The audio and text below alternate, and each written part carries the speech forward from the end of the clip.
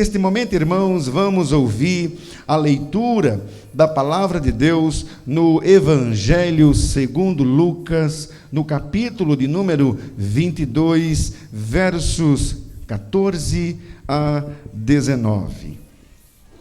Está escrito: chegada a hora, pôs-se Jesus à mesa, e com ele os apóstolos, e disse-lhes: tenho desejado ansiosamente comer convosco esta Páscoa, antes do meu sofrimento, pois vos digo que nunca mais a comerei, até que ela se cumpra no reino de Deus. E tomando um cálice, havendo dado graças, disse: recebei e reparti entre vós, pois vos digo que de agora em diante não mais beberei do fruto da videira, até que venha o reino de Deus. E tomando um pão, tendo dado graças, o partiu e lhes deu, dizendo: isto é o meu corpo, oferecido por vós. Fazei isto em memória de mim. Amém. Esta foi a leitura da santa, inspirada, inerrante, autoritativa, suficiente e invencível palavra de Deus. A nossa oração é que Ele possa escrever sua verdade eterna em nossos corações. Amém. Meus irmãos, esta passagem bíblica que nós acabamos de ler, esta passagem, ela pelo menos enfatiza duas coisas sobre a pessoa e a obra de Jesus Cristo. A primeira coisa é que Cristo, Ele é o Cordeiro da Páscoa. O Cordeiro da Páscoa dado para a redenção de seu povo. E segundo, é que Cristo, Ele é o sacrifício substitutivo por quem os eleitos têm o perdão dos seus pecados. E, irmãos, essa informação, ela pode ser encontrada nas páginas do Novo Testamento. No Evangelho de João, o apóstolo, no capítulo 1, verso de número 29, ele disse que João Batista viu Jesus. João Batista viu Jesus que vinha, e que vinha para ele. E João Batista disse: eis o Cordeiro de Deus, que tira o pecado do mundo.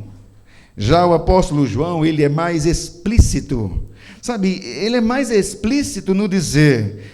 Paulo disse em 1 Coríntios, no capítulo 5, verso 7, ele disse que Cristo, nosso Cordeiro Pascal, este Cristo, ele foi imolado, disse Paulo.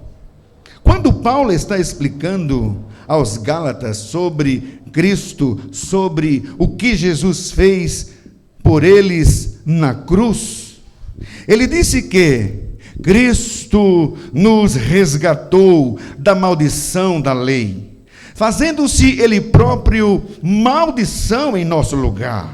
E então ele disse: porque está escrito. Sabe, irmãos, Paulo aqui ele cita Moisés, Paulo aqui ele cita a Torá, Paulo aqui ele citou o Pentateuco. Paulo disse: porque está escrito, maldito todo aquele que for pendurado no madeiro. Sabe, desta maneira Paulo explicou aos Gálatas a obra de Cristo, ou seja, como Cristo, como esse Cordeiro de Deus, o portador da nossa maldição, e nosso sacrifício perfeito, sacrifício substitutivo, como Cristo, como este Cordeiro, suportou a maldição da cruz em nosso lugar. E estes textos aqui não são os únicos ou as únicas passagens bíblicas que falam sobre isso. Veja, ou lembre-se que Paulo, em 2 Coríntios, no capítulo 5, verso de número 21, Paulo disse que aquele que não conheceu o pecado, ele o fez pecado por nós, para que nele fôssemos feitos justiça de Deus. Sabe, irmãos, na Bíblia, Cristo foi citado como o portador do nosso pecado. Cristo, na Escritura, foi citado como o portador da nossa maldição. Ele foi citado como o nosso substituto. Sabe, ele de fato foi o sacrifício substitutivo, e essa é uma informação clara, essa é uma informação lúcida no Evangelho de Lucas. Então, queridos, este Lucas, este homem erudito, ele julgou necessário trazer esses pontos teológicos para todos nós hoje. Como? Através do seu Evangelho. Assim, irmãos, com as palavras do Cordeiro de Deus que tira o pecado do mundo, com as palavras de Jesus Cristo, eu anuncio o primeiro ponto deste sermão. Jesus à mesa, e com ele os apóstolos, disse-lhes: tenho desejado. Cristo disse: tenho desejado ansiosamente comer convosco a Páscoa. Quando? Antes do meu sofrimento. Que passagem linda! Esta passagem, ela é rica, esta passagem, ela é deleitável, esta passagem, ela é excelente. Assim, estamos aqui em terreno sagrado. Sabe, quando lemos, quando ouvimos a Escritura, nós estamos em terreno celestial.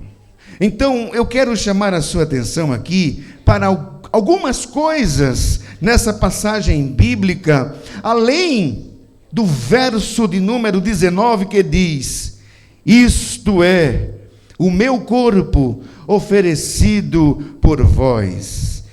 E além do verso de número 20, que diz: este é o cálice da nova aliança no meu sangue, derramado em favor de vós. Mas eu também quero chamar a sua atenção para outras palavras de Cristo nesta passagem, para outras palavras de Cristo nesta perícope bíblica. No verso 15, confira, no verso 15, Jesus disse: tenho desejado ansiosamente comer convosco a Páscoa, antes do meu sofrimento. Sabe, neste verso, Jesus estava apontando, Jesus estava enfatizando o seu desejo. Cristo disse: tenho desejado ansiosamente comer convosco a Páscoa. Isto é, comer convosco a última Páscoa. E Cristo aqui, queridos, ele sabia o que ele estava falando. Cristo sabia da sua morte, Cristo sabia do seu sofrimento, Cristo sabia da sua dor. Sabe, Cristo sabia que em poucas horas ele seria preso. Ele sabia que em poucas horas ele seria humilhado. Ele sabia que em poucas horas ele seria acusado, açoitado, cuspido, desamparado. Cristo sabia que em poucas horas ele seria moído e pregado numa cruz.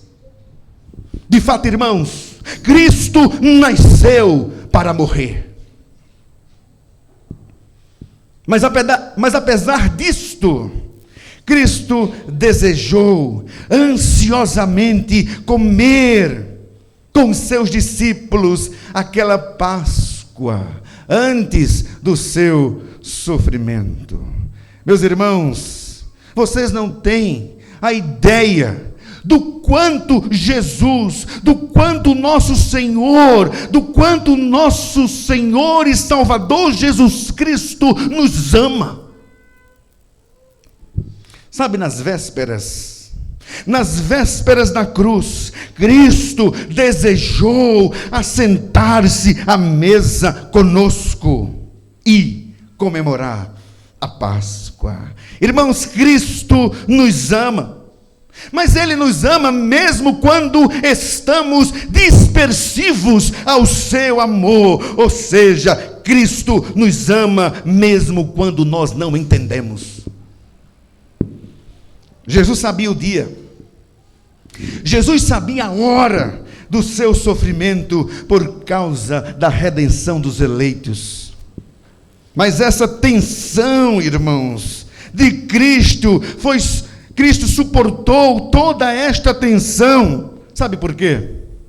Ele suportou toda esta tensão para que nele fôssemos feitos justiça de Deus. 2 Coríntios 5, 21. Jesus disse aos seus discípulos: desejei ansiosamente comer esta Páscoa com vocês antes de sofrer. E esse texto é impressionante. Sabe, nesse ato litúrgico aqui, Jesus disse: a mão do traidor está comigo à mesa. Jesus sabia quem era o traidor. Sabe, ele já tinha inclusive lavado os pés daquele discípulo. Cristo lavou humildemente os pés do homem que irá traí-lo, e traiu por preço de 30 moedas de prata. Lucas disse que Satanás entrou em Judas, chamado Iscariotes, que era um dos 12 discípulos. Sabe, um fato curioso é descrito pelo apóstolo João. Ele disse que durante a ceia, tendo já o diabo posto no coração de Judas Iscariotes, filho de Simão, que traísse a Jesus. E isto aconteceu durante a ceia. Irmãos, Jesus sabia quem era Judas Iscariotes, mas mesmo assim Jesus disse: desejei ansiosamente comer esta Páscoa com vocês, com você também, Judas, antes do meu sofrimento, antes de sofrer. Sabe, Jesus aqui também sabia quem era Pedro. Certa vez Pedro disse para Jesus: ainda que venhas a ser uma pedra, um tropeço para todos nós, nunca o serás para mim. Replicou-lhe Jesus: em verdade te digo, Pedro, que nesta mesma noite, antes que o galo cante, tu me negarás 3 vezes. Além disso, Pedro vai além. Pedro olha para Cristo e diz: ainda que me seja necessário, Cristo, morrerei contigo. De nenhum modo te negarei. E eu gosto da visão de Lucas. Na visão de Lucas, Jesus disse: Simão, eis que Satanás vos reclamou para vos peneirar como trigo. Eu, porém, roguei por ti, para que a tua fé, Pedro, não desfaleça. Pedro, tu, pois, quando te converteres, fortalece os teus irmãos. Ele, porém, respondeu: Senhor, que é isso? Senhor, eu estou pronto a ir contigo, tanto para a prisão, quanto para a morte. Mas Jesus lhe disse: afirmo-te, Pedro, que hoje 3 vezes negarás que me conheces antes que o galo cante. Irmãos, Jesus sabia quem era Pedro. Jesus sabia quem era Pedro, mas mesmo assim Jesus disse: desejei ansiosamente comer esta Páscoa com vocês, com você também, Pedro, antes do meu sofrimento, antes do meu sofrer. E no Evangelho segundo Mateus, lemos que os discípulos todos, deixando Cristo, fugiram. Sabe, naquela hora da necessidade, sabe qual é aquela hora da necessidade? Na hora da necessidade, Jesus ele estava absolutamente sozinho. Ele foi abandonado pelos discípulos. Mas mesmo ciente disso, Jesus disse para eles: desejei ansiosamente comer esta Páscoa com vocês antes do meu sofrimento. Meus irmãos, Jesus sabe quem nós somos. Jesus nos conhece completamente, mas mesmo assim, Ele olha para mim e para você e diz: desejei ansiosamente comer esta Páscoa com vocês. Com você também, Giovanni. Com você também, Glória. Com você também, Alessia. Desejei ansiosamente comer esta Páscoa com você também, Gabriela. Sabe, Jesus conhece o nosso coração. Jesus conhece o nosso pecado. Sabe, Jesus conhece cada canto do nosso coração mais do que nós mesmos. E, no entanto, mesmo sabedor de quem realmente nós somos, ou o quanto somos ainda depravados, o Senhor olha para nós e diz: desejei ansiosamente comer esta Páscoa com vocês, com você também, Franklin, com você também, Vanderlei, com você também, Davi, com você também, Abigail, antes de sofrer. Sabe, você não tem ideia de quanto Jesus nos ama. Em outras palavras, Jesus estava indicando sobre o que ia acontecer com ele. E o que estava prestes a acontecer, irmãos, grave isto: o que estava prestes a acontecer com Jesus Cristo não era um acidente. Sabe, ele não era uma vítima. Cristo não estava nas mãos dos principais sacerdotes e escribas do povo. Cristo não estava sob o controle de Herodes. Ele não estava sob o controle de Pilatos e do governo romano.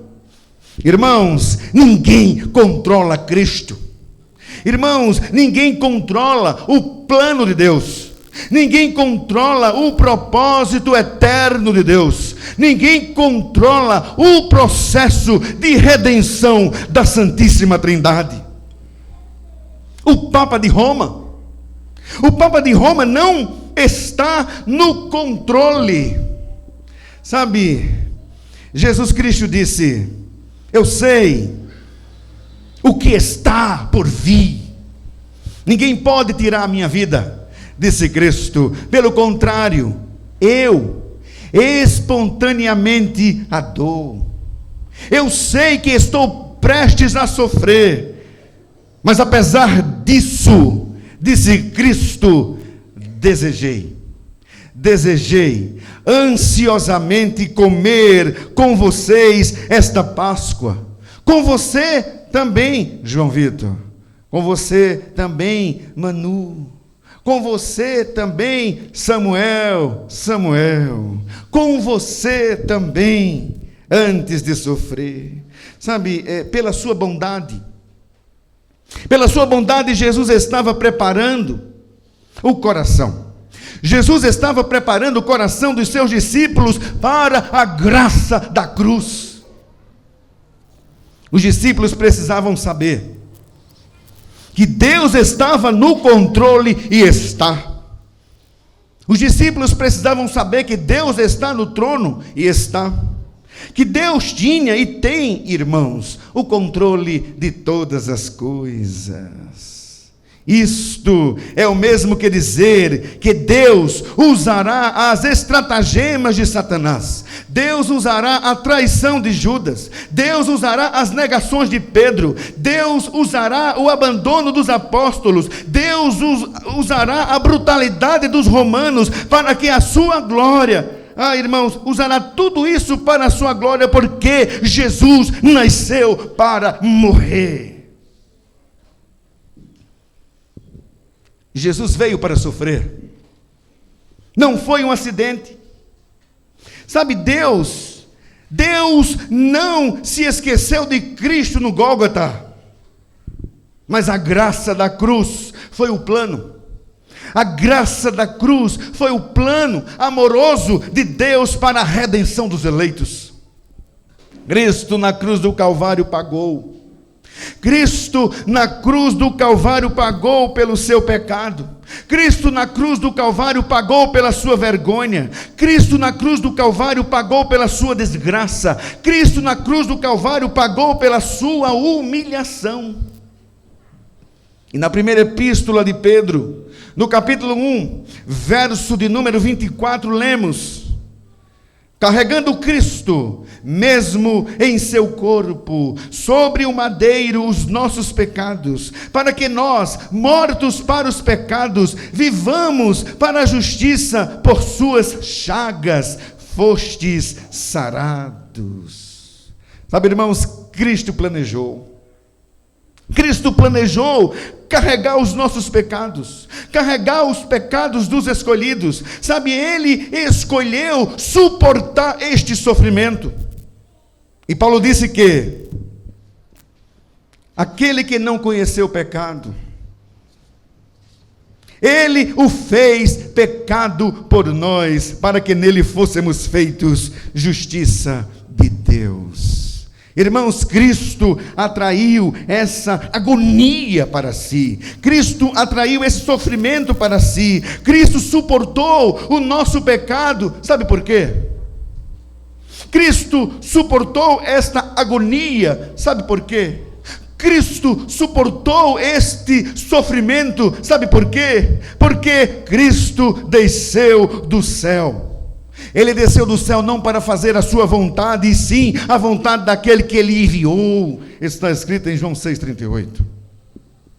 E Cristo disse que a vontade de quem me enviou é esta: que nenhum eu perca de todos os que o Pai me deu. Pelo contrário, eu, disse Cristo, o ressuscitarei no último dia. De fato, a vontade de Deus, o Pai, é que todo homem que vir o Filho e nele crer, tenha a vida eterna. E eu, disse Cristo, o ressuscitarei no último dia. Paulo, o apóstolo, ele disse: tudo suporto por causa dos eleitos. Tudo suporto por causa dos eleitos, para que também eles obtenham a salvação que está em Jesus Cristo, com eterna glória. E disse ainda Paulo: fiel é esta palavra. Se já morremos com Ele, também viveremos com Ele. Se perseverarmos, também com Ele reinaremos. Se o negarmos, Ele, por sua vez, nos negará. Se somos infiéis, disse Paulo, Ele permanece fiel, pois de maneira nenhuma pode negar-se a si mesmo. Aleluia. Andrei. Por fim, irmãos, com as palavras de Cristo, eu anuncio o último ponto deste sermão desta noite. Jesus à mesa, eis a mesa, e com ele os discípulos, e tomando um pão, tendo dado graças, o partiu e lhes deu, dizendo: isto é o meu corpo, oferecido por vós. Neste verso, irmãos, Neste verso, Jesus fez o que nenhum pai judaico jamais havia feito numa refeição de Páscoa, numa refeição pascual. Cristo tomou um pão, Cristo deu graças, Cristo partiu, Cristo distribuiu entre eles, dizendo: isto é o meu corpo, oferecido por vós. Fazei isto em memória de mim. Sabe, com isso, o que Jesus estava falando? Com isso, o que Jesus estava dizendo? Será que Jesus estava dizendo que o seu corpo estava magicamente entrando naquele pão? Ou que aquele pão, naquele instante, transformou-se no corpo real e físico de Cristo? A resposta é não. Sabe, aquele pão que estava nas mãos de Cristo, não era o pão da aflição, não era o pão da Páscoa do Senhor, e tampouco aquele pão que estava nas mãos de Cristo não era o corpo físico ou o próprio corpo de Cristo. Aquele pão, o pão da última ceia, que estava nas mãos de Cristo, tão somente representava, isto é, simbolizava o que Cristo chamou de meu corpo oferecido por vós. Então, irmãos, o pão que simboliza o corpo de Cristo é o pão que está nesta mesa, é o pão que está na mesa do Senhor. Assim sendo, Cristo está espiritualmente presente na ceia do Senhor. Cristo está espiritualmente aqui. Edward Reynolds, ele afirmou existir, irmãos, uma presença real, uma presença verdadeira, uma presença espiritual, uma presença perfeita de Cristo na ceia do Senhor. Ele assegurou que Cristo está presente mediante a operação poderosa do seu Santo Espírito, da mesma maneira que o sol está presente na terra por meio do brilho de seus raios cálidos. Reynolds escreveu: a principal finalidade deste sacramento, sabe qual é? A principal realidade deste sacramento é unir o fiel a Jesus Cristo. Visto, irmãos, que a nossa união com Cristo é espiritual, visto que a nossa união com Cristo não é física, mas é mística, e a sua presença não é física, é espiritual, é mística, Deus está aqui. É de fato, irmãos, uma união com o corpo sagrado do Cristo que está nos céus, mas isso não exige, irmãos, no sacramento, a presença real. Isso não existe, a presença física do corpo de Cristo para todos aqueles que comungam, para os comungantes receberem as graças, as benesses da ceia do Senhor. Matthew Pullen, ele escreveu, quando diz: tomai, comei, ele quer tão somente dizer que os crentes verdadeiros devem apanhar o pão com a sua mão corpórea e comê-lo com a sua boca física, e ao mesmo tempo devem, com a mão e a boca da fé, receber e aplicar à sua alma todos os benefícios da morte de Cristo, todos os benefícios de sua morte e paixão. Sabe, irmão, Jesus disse: isto é o meu corpo oferecido por vós. Então eu inquiro aos teólogos desta noite: quais são as duas partes constitutivas de um sacrifício de expiação? Eu vou ajudar. O corpo e o sangue de um animal, não é verdade? O corpo é abatido, o corpo é deitado sobre o altar, o sangue é aspergido sobre o altar e sobre o povo. Mas esse sistema, irmãos, de sacrifício, ele era transitório. Hebreus 10 nos diz que a expiação realizada por Jesus Cristo através da graça da cruz é divina, é permanente. Sabe, isto quer dizer que Cristo é o verdadeiro sacrifício. Cristo é o verdadeiro sacrifício que todos os sacrifícios do Antigo Testamento apontavam, mediante a oferta do corpo de Jesus Cristo, uma vez por todas. Hebreus 10:10. Isaías 53:4 diz que Ele tomou sobre si as nossas enfermidades, e as nossas dores Ele levou sobre si. Irmãos, irmãs, Cristo tomou sobre si as nossas enfermidades. Ele disse: isto é o meu corpo que é dado por vós. Cristo tomou sobre si as nossas dores. Ele disse: isto é o meu corpo que é dado por vós. Cristo foi traspassado pelas nossas transgressões. Ele disse: isto é o meu corpo que é dado por vós. Cristo, ele foi moído pelas nossas iniquidades. Ele disse: isto é o meu corpo que é dado por vós. O castigo que nos traz a paz estava sobre ele. Cristo disse: isto é o meu corpo que é dado por vós. Pelas pisaduras de Cristo fomos sarados. Ele disse: isto é o meu corpo que é dado por vós.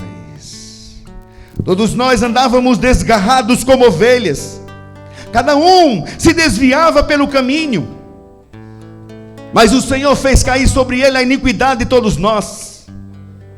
Cristo disse: isto é o meu corpo que é dado por vós. Cristo foi oprimido, Cristo foi humilhado, mas Cristo não abriu a boca. Como cordeiro foi levado ao matador, e como ovelha perante os seus tosqueadores, Cristo não abria a boca.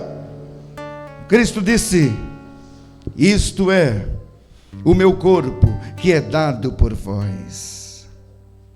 Todavia, ao Senhor agradou moê-lo, fazendo-o enfermar, quando der ele a sua alma como oferta pelo pecado.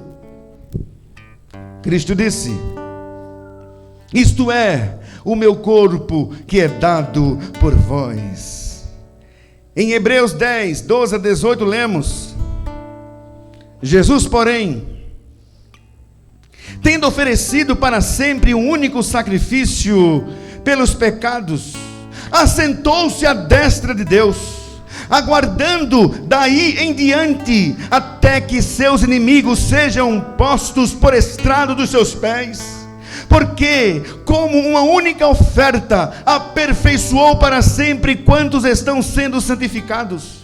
E disto nos dá testemunho também o Espírito Santo, porquanto após ter dito: esta é a aliança que farei com eles depois daqueles dias, diz o Senhor, porei no seu coração as minhas leis, porei sobre as suas mentes as escreverei. E ele acrescenta: também de nenhum modo me lembrarei dos seus pecados. Também de nenhum modo me lembrarei dos seus pecados e das suas iniquidades para sempre. E conclui dizendo: ora, onde há remissão destes, já não há oferta pelo pecado. Você de fato não tem dimensão, não tem ideia de quanto Jesus te ama. Cristo disse: isto é o meu corpo que é dado por vós. Eu quero concluir este sermão com as palavras de Thomas Watson, do seu livro A Ceia do Senhor. Thomas Watson disse que o corpo de Cristo partido é suficiente. É suficiente para quebrantar o coração mais empedernido. na paixão. Na paixão de nosso Senhor, as próprias pedras foram fendidas. Fenderam-se as pedras. Mateus 27:51. Aquele que não sentir-se afetado por isto, tem um coração mais duro que as pedras. Aí ele pergunta: se Saul não deixou de perceber a mercê de Davi em poupar sua vida, como poderíamos não nos deixar afetar pela benignidade de Cristo, que poupou nossa vida com a perda da sua? Oremos, irmãos. Oremos, para que assim como Cristo foi crucifixos, também sejamos cordifixos. Como ele foi cravado na cruz, igualmente seja ele cravado em nossos corações. Amém. Que o Senhor nos abençoe.